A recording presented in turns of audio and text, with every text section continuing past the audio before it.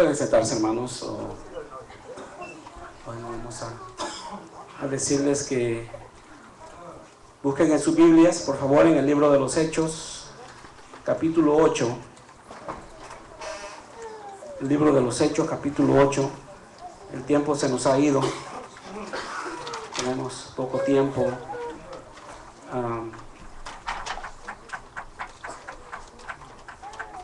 Es bien importante todo lo que hemos hecho. La adoración es muy importante. La administración de la Santa Cena es un testimonio muy importante, hermanos. Eso en sí es una predicación, es un testimonio de nuestras vidas, que habla de nuestras vidas. Y estos dos eventos que tenemos enfrente, hermanos, son también muy importantes y les hemos dado la importancia de vida a ellos. Hechos capítulo 8, vamos a leer del versículo 60 del capítulo 7 hasta el versículo 8 del capítulo 8. Bien. Dice la palabra del Señor en el verso 60 del capítulo 7. Y puesto de rodillas, clamó a gran voz: Señor, no les tomes en cuenta este pecado. Y habiendo dicho esto, durmió. Y Saulo consentía en su muerte. En aquel día hubo una gran persecución contra la iglesia que estaba en Jerusalén, y todos fueron esparcidos por las tierras de Judea y de Samaria, salvo los apóstoles. Y hombres piadosos llevaron a enterrar a Esteban e hicieron gran llanto sobre él. Y Saulo asolaba la iglesia y, entrando casa por casa, arrastraba a hombres y a mujeres y los entregaba en la cárcel. Pero los que fueron esparcidos iban por todas partes anunciando el evangelio. Entonces Felipe, descendiendo a la ciudad de Samaria, les predicaba a Cristo, y la gente unánime escuchaba atentamente las cosas que decía Felipe, oyendo y viendo las señales que hacía. Porque de muchos que tenían espíritus inmundos salían estos dando grandes voces, y paralíticos y cojos eran sanados. Así que había gran gozo en aquella ciudad. Padre, te damos gracias por este día. Bendice, Señor, tu palabra, que es bendita, Padre, y que sea tu Espíritu Santo hablando en nuestras vidas, en el nombre de Jesús. Amén. Bien, hermanos, estamos estudiando los días miércoles el libro de los Hechos. El hermano Jorge nos estuvo ayudando por mucho tiempo como maestro también, y también pues él empezó...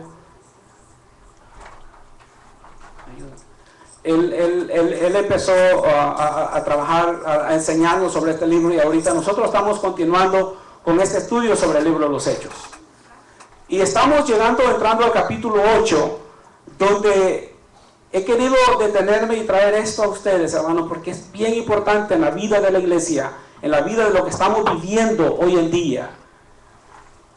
Vemos la historia de la iglesia, lo que el Espíritu Santo ha hecho en la iglesia. Como la palabra que el Señor les dijo al principio, en Hechos 1:8, donde le dijo: y recibiréis poder cuando venga el Espíritu Santo sobre vosotros, y me seréis testigos en Jerusalén, en Judea, en Samaria y hasta lo último de la tierra. Y aquí en este versículo, hermanos, podemos ver, hasta ese momento los discípulos habían estado en Jerusalén. Al principio el Señor les dijo: no salgan de Jerusalén hasta que la promesa del Padre venga sobre ustedes.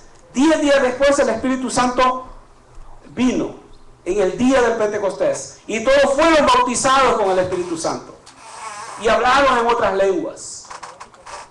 Y Pedro predicó, se convirtieron 3,000. Después Pedro y Pablo siguieron predicando, se convirtieron más, y había muchos. La iglesia estaba creciendo. Y usted ve el capítulo 5, capítulo 6, cómo los discípulos predicaban y hacían, dice, señales y prodigios.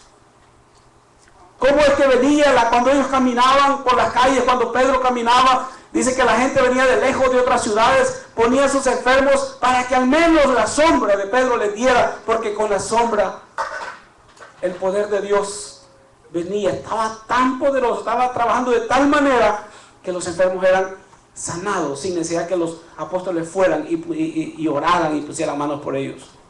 Eran sanados. La obra se estaba haciendo en grande. Dios estaba obrando en una forma grande. Él estaba extendiendo su mano de poder, como los discípulos habían pedido cuando oraron: Señor, danos de nuevo de hablar tu palabra. Y a Dios le gustó eso otra vez y lo bautizó de nuevo con el Espíritu Santo. Dice, como un viento recio, y vino y tembló la tierra. Y fueron llenos de nuevo y hablaron otra vez. Hablaron otra vez. Y el Espíritu Santo vino sobre ellos por segunda vez. Y los discípulos siguieron predicando el Evangelio. Esto se trata, hermanos, de eso. De predicar el Evangelio, de salir adelante, de no conformarnos con cosas pequeñas. Y quiero llevarlos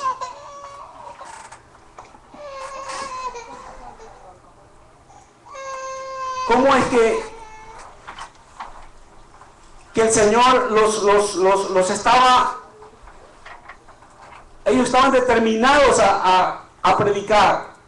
Cuando los acusaban, por ejemplo, en el capítulo 4, versos 19 y 20, dice: Mas Pedro y Juan respondiendo les dijeron: Juzgad si es justo delante de Dios obedecer a vosotros antes que a Dios, porque no podemos dejar de decir lo que hemos visto y oído. Estaban determinados a hacer la voluntad de Dios.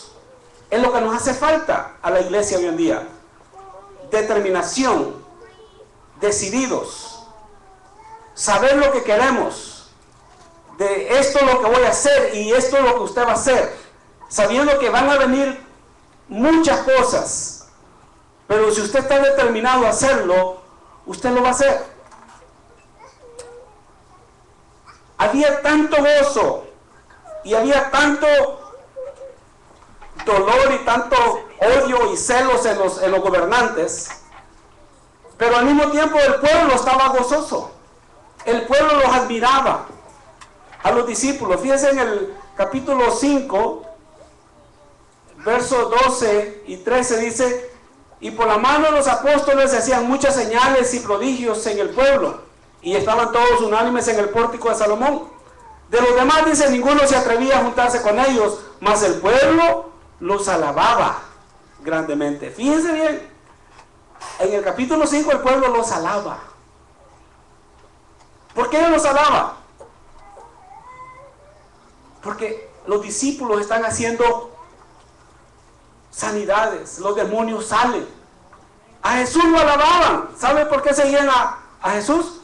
Lo mismo, les daba de comer, echaba fuera demonios, sanaba a los enfermos.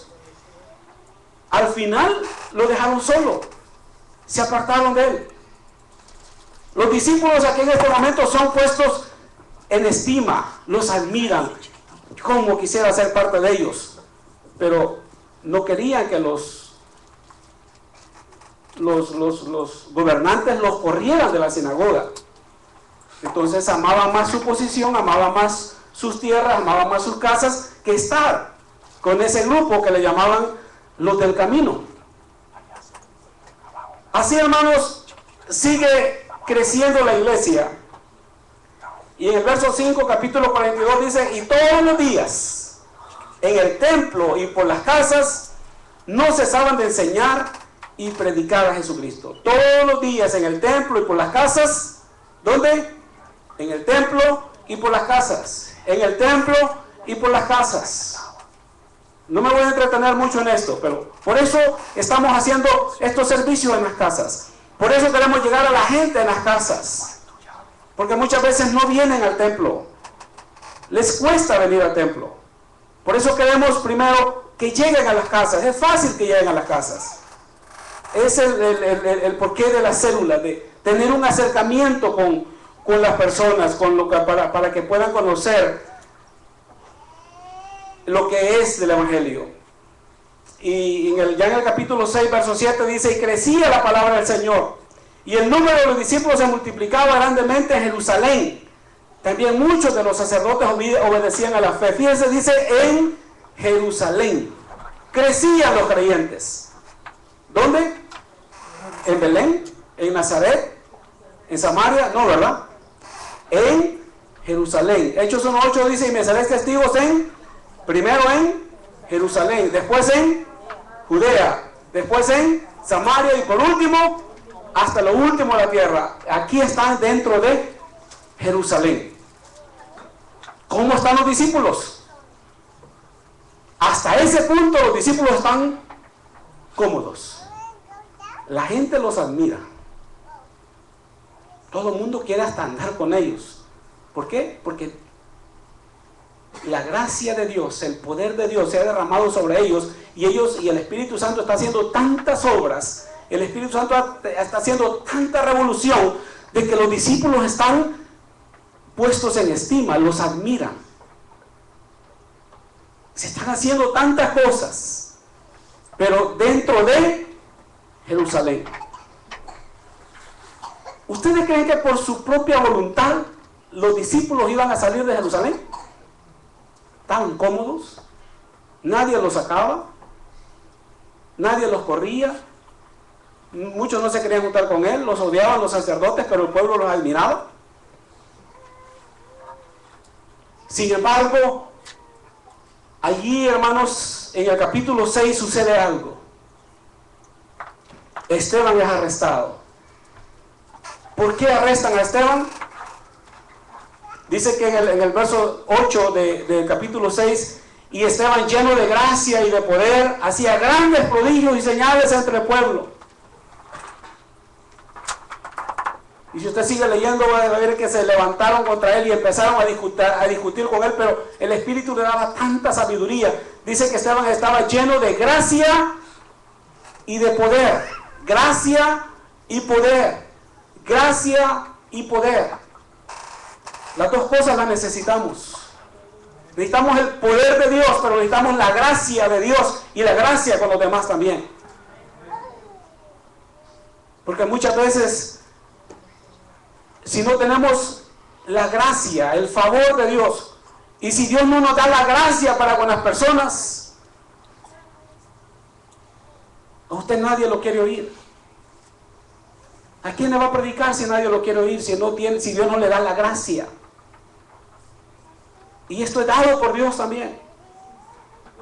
Que nos dé su gracia para que las personas nos oigan el Evangelio, para que podamos predicarles. Tener la gracia de Dios, hermanos, gozar de la gracia de Dios es lo más importante. Porque junto con esa gracia de Dios va a venir que Dios nos va a dar gracia para con las demás personas. Todas estas personas que solo tienen mucho carisma para que las demás los sigan o los oigan, Dios les ha dado esa gracia. Pero muchos no la están usando para el motivo por el cual Dios se los dio. Lo están usando para ser políticos, para andar en otras cosas, no para lo que Dios se los ha dado. Arrestan a Esteban. Esteban da un discurso largo, nadie había dado un discurso tan largo, pero al final de Esteban se enoja cuando lo mira y dice: duro de cerviz, en el verso 51, incircuncisos de corazón y de oídos, vosotros que resistís siempre al Espíritu Santo como vuestros padres. Y después les dice: ustedes que mataron a los profetas y ahora ustedes mataron al autor de la vida. Ustedes lo entregaron, son sus entregadores y son sus matadores. Y los sacerdotes que crujían los dientes. Y luego vino cuando Esteban dijo: aquí veo los cielos abiertos y el Hijo del Hombre que está a la diestra de Dios. Y dijeron: a este hay que matarlo. ¿Cuánta era la gracia de Dios sobre Esteban que Dios le permitió ver? Y era importante eso, hermanos, porque ese testimonio tenía que darlo. Y Dios se lo mostró a Esteban. Jesús había dicho que él iba a estar a la diestra de su papá, a la diestra del Padre, y se lo mostró a Esteban. Y Esteban testificó a los principales, testificó a los sacerdotes, testificó al pueblo: Jesús está a la diestra del Padre y yo lo veo. Ese testimonio era importante. Era importante porque Jesús había hablado de eso. Y Dios se lo mostró. Pero eso le costó la vida a Esteban. Y Esteban murió. Y luego dice, lo enterraron. Murió un Esteban, nació un Pablo. No me voy a entretener, pero esto está bien interesante también. La muerte de un siervo grande de Dios. Pero nace otro, por la gracia de Dios, mucho más grande por lo que usted y yo estamos aquí todavía. Por la gracia de Dios. Porque Dios dio esa gracia al apóstol Pablo y porque él es llamado el apóstol de los gentiles. Pero sucede algo, hermanos. Este Pablo, antes de ser el apóstol Pablo, este Saulo de Tarso, antes de ser el apóstol, fue un perseguidor. Dice que iba casa por casa. Mira, hermano, ¿qué pasó con los hermanitos, aquellos bien contentos que los admiraban? Ah, cómo quisiera estar con ellos. Qué bendición. Cuánto poder les ha dado Dios. Eran admirados. Dice que el pueblo los admiraba. Tenían casas, tenían hijos, tenían hijas, como estos hermanos que fallecieron en este accidente. Estos hermanos tenían también sus casas, tenían su familia, estaban establecidos en Jerusalén. Esa era su ciudad, esa era la ciudad de sus padres. Ellos no se mueven igual que nosotros. Ellos no pueden vender las propiedades. Las venden, pero a los 50 años las tienen que devolver. Hay una ley, la ley, el año del jubileo, todos tienen que devolverle. Apegados a sus tierras. Sin embargo, vino una persecución y dice que salieron huyendo. Salieron. A muchos los mataron. De ahí para adelante vino la persecución donde murieron muchos. Murieron muchos hermanos. Allí empezaron a morir los hermanos con Esteban. Allí empezaron a morir los hermanos, puestos en las prisiones. Y ahí los empezaron a asesinar. Pero dice que los hermanos salieron. Y en lugar de ir tristes, llorando, ay, pobrecito de mí, y no saben lo que me pasó allá, pobrecito de mí. Mira ese Dios que tenemos. Mira ese Dios no nos guarda, mira ese Dios permitió que nos dejaran salir, mira ese Dios que permite que nos metan a la cárcel, mira ese Dios que permitió que mataron al otro, mira ese Dios. Posiblemente están diciendo algunas personas que no tienen fe en Dios, ¿por qué estas hermanas que venían de una vigilia, que venían de predicar el evangelio, murieron? ¿Por qué? ¿Por qué estos? ¿Por qué Esteban? ¿A cuántas personas sanó Dios a través de Esteban? ¿Cuántas personas fueron salvas por Pablo, por Pedro, por Juan, por los discípulos? Y todos murieron. Todos ellos murieron. Unos sembrados en estacas, les rociaban brea y les prendían fuego, y Nerón alumbraba su palacio con cristianos que los hacían torchas. A otros ponían sillas de fierro al rojo vivo y los sentaban en las sillas como barbecue. A otros los agarraban de espectáculo en los circos cuando les soltaban los leones o los gladiadores para que los mataran. ¿Por qué decimos ahora suceden estas cosas? ¿Es que Dios no tiene cuidado? Dios tiene sus planes, hermanos. Dios tiene sus planes y Dios es eterno, y como es el cielo más alto que la tierra, así los pensamientos de Dios son más altos que los de nosotros. Aleluya. A veces no entendemos por qué suceden las cosas, pero Dios tiene el control y Él sabe por qué suceden las cosas. Él sabe por qué suceden las cosas y Él sabe transformar algo malo en algo bueno. Estos hermanos se fueron corriendo, pero a cada lugar donde iban predicando el evangelio, y dice que predicaron en Judea y pasaron a Samaria, y Felipe empezó a hablar en Samaria y la gente estaba maravillada de lo que miraba, de lo que oía, pero que también lo que miraba. Felipe hablaba, pero también habían milagros. Milagros, los enfermos sanaban, los demonios salían, habían milagros y la gente estaba maravillada. Y entró el evangelio en Samaria. Fíjate, de Jerusalén pasa a Judea. Y luego Felipe dice, pues vamos a ir a Samaria, donde hay muchos, no me voy a entretener en esto, pero los samaritanos, recuerden que los samaritanos eran odiados por los judíos. No iban los judíos a hablarles, pero entró el evangelio y recibieron el evangelio. Pero ¿a costo de qué? ¿A costo de qué salió el evangelio de Jerusalén? ¿Usted cree que los discípulos hubieran salido? Fíjense que dice que se fueron todos, pero que dice que los apóstoles se quedaron. Por eso usted en la Biblia, de ahí para adelante, ve que se habla de Pablo, de Bernabé y de Silas. Pero ya no oye hablar de los discípulos, nada más de Pedro y de Juan. Pero los demás se quedaron en Jerusalén. La orden del Señor era hasta lo último de la tierra. O salen de una forma o salen de otra. Es decir, en la vista de Dios, o sale o sale. O lo hace o lo hace. Ellos no iban a salir así nomás. Y Dios les mostró una lección. Y de ahí para adelante empiezan las muertes. Empieza la persecución, empiezan las muertes.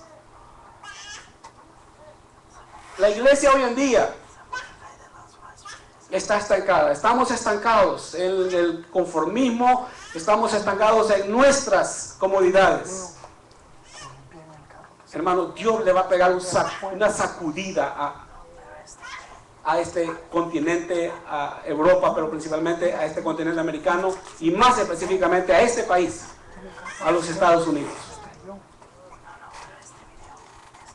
¿Sabe usted que esa famosa ley del Obamacare, que usted tanto aplaude y a muchos tanto les gusta? Gracias, Señor, a la mayoría no. ¿Sabe que en esa ley se abarca dos cosas? Una, el aborto. Es obligatorio, esa ley, obligatorio que las niñas, cualquier niña, le practiquen el aborto pagado por esa ley. Pagado por esa ley. Dos, el chip que ya tienen listo para ponérselo también está en esa ley. Es parte del paquete. El chip que le van a poner en su frente o en su mano para identificarlo en lugar de un ID es parte de la ley. ¿Sabe que no se lo dice? Es parte. Ahí está. En esa ley está. Es parte del paquete. Y el paquete ya está. O sea, hermano, agárrese. Si usted tiene muchas propiedades, si usted tiene mucho dinero en el banco, si usted tiene muchas cosas, no se aferre a esas cosas porque va a salir corriendo sin nada. Su premio va a ser su vida. Su premio va a ser su vida. Las demás cosas se van a quedar. No nos apresuramos por tener esto, por poner lo otro. El fin de los días dice que unos se van a casarse, otros dándose en matrimonio, otros haciendo esto, otros haciendo lo otro, planes aquí, planes por allá, pero el fin va a venir como ladrón en la noche de repente. Y los que están en la azotea ni siquiera bajen, aunque esto se aplica para Israel, pero hermanos, va a suceder algo grande. Va a haber una sacudida grande. La iglesia, hermano, va a ser sacudida. Que despierte. Dios va a hacer algo grande, hermano. Todos estamos esperando que va a venir el rapto y no tenemos que pasar nada. Sí, el rapto va a venir.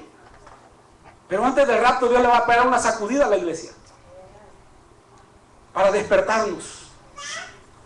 Porque Él dice que este evangelio tiene que ser predicado en todo el mundo y hay una gran cantidad, hay más de la mitad de la población del mundo que nunca ha oído acerca de Jesús. Y no sé cómo, hermano, pero muchos de nosotros vamos a ir a parar a Asia. ¿Sabe cómo? Dios sabe cómo. A Felipe lo sacó de ahí del pozo del agua y lo mandó a otra ciudad. No sé cómo, vamos a pasar el charco, como dice uno, el océano, y vamos a ir a parar a África, vamos a ir para otros lados. No me pregunte, Dios es el que sabe. Así que no nos aferremos tanto a eso. Ni nos preocupemos tanto. Nos abalte de situaciones de esas tragedias que pasan. En El Salvador, en Guatemala, mueren 10, 15, 20 personas diario. Oh, murió otro. Como quien dice, mira, ahí está un perro muerto, hasta otro. Ya la gente ya se acostumbró, ya uno más. Aquí muere uno, se hace gran noticia y todo, porque no suceden esas cosas aquí. Aquí no estamos acostumbrados. Cuando yo estudiaba, que yo viajaba todos los días, para mí era normal. Oh, decía, ya van 7, oh, ya está otro 8, más adelante, mira, hay 3 más allá, van 12, oh, otros allá, van 15. Todos los días nos íbamos contando, íbamos sentados en la puerta y contando, unos con cabeza, otros sin cabeza. Ya nos mirábamos como nada. Yo aprendí, los que de El Salvador, los que viajábamos allá, aprendimos a verlos como un animal. Pero estamos tan acostumbrados. Dios va a sacudir este país. Y va a sacudir a la iglesia principalmente. Va a sacudir a la iglesia. Está levantando una generación. Está llamando, está llamando, está llamando, está llamando, está llamando. Sí, hermano, el Señor va a seguir llamando, pero el Señor también nos va a despertar. A los hermanos acá, que estaban en fuego, que estaban en el poder de Dios, que estaban obedeciendo la palabra de Dios, y aún así lo sacó, porque su plan era que tenían que ir a Judea, tenían que ir a Samaria y tenían que ir a lo último de la tierra. Y aquí está usted y yo, ahora en la última fase, lo último de la tierra. Así es que agárrense para cuando el Señor lo lleve a otra parte. Amén. Y no se vaya lamentando, porque el Señor no lo llamó a lamentarse. Predique, sane enfermos, que la gente va a oír la palabra, pero va a ver bien lo que usted va a hacer por el poder de Dios. Amén. Hay que hacerlo aquí en esta ciudad donde estamos. Amén. No nos conformemos. Aquí nos andamos tropezando. Vamos peleando, que esto es de esta iglesia, que lo es del otro, y que cuidado como me lo quita, que este es mío, que este es del otro. ¿Quién le ha dicho que yo soy dueño de usted? O que tal pastor es dueño. El único dueño se llama Jesús. Él es el que los compró. Él pagó el precio. ¿Yo qué pagué por usted? ¿Yo qué puedo hacer por usted? Otro pastor, ¿qué puede hacer por usted? El que lo compró por precio de sangre se llama Jesús de Nazaret. Él es el dueño. Él es el dueño de la iglesia. No hay ningún hombre ni ninguna denominación. Queremos predicar denominaciones. No estamos predicando denominaciones, estamos predicando a Jesús. Él es el que nos compró. Él es el dueño. Deje de estar pensando que yo soy pentecostal, que yo soy esto, que el otro. Usted es de Jesús. Y si usted se cree que tiene su dueño aquí en la tierra, pues aquí se va a quedar con su dueño. Nuestro dueño está en el cielo. Ahora está nuestro Salvador. Él es el que va a venir. Él es el que nos va a rescatar. Pero Él es el que quiere usarlo a usted y a mí. Él es el que quiere glorificar su nombre en su vida. Y lo va a hacer. Amén. Aunque le toque salir corriendo, lo va a hacer. Lo va a hacer. Así que mejor córrale antes de que le toque correr de verdad. Póngase de pie, de amor, gracias al Señor. Amén. Padre, gracias te damos, oh Dios. Gracias, Señor, porque tú eres Dios. Señor, gracias porque tú haces tu voluntad, Señor, y tu voluntad será hecha. Tu palabra está escrito que van a suceder cosas, que van a venir juicios. Tu palabra está escrita, Señor, lo que va a suceder. Y tú dijiste, Señor Jesús, que no pasará ni una jota, ni una tilde de tu palabra, sin que cada cosa de lo que está escrito se cumpla.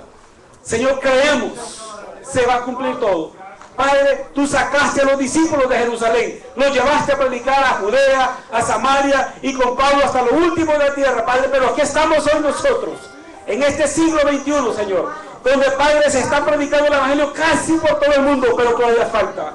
Y, Señor, sentimos en el Espíritu, no solo yo, muchos predicadores, muchos profetas, Señor, muchos hombres y mujeres que tú les estás hablando, le estás diciendo, despierten, despierta. Despierta, despierta. Tu espíritu está hablando en las naciones, en el mundo, no solo aquí en Estados Unidos, en todo el mundo, a la iglesia, que despertemos, porque viene un despertar, porque viene un despertar. Oh Padre, tú, Señor, harás algo grande.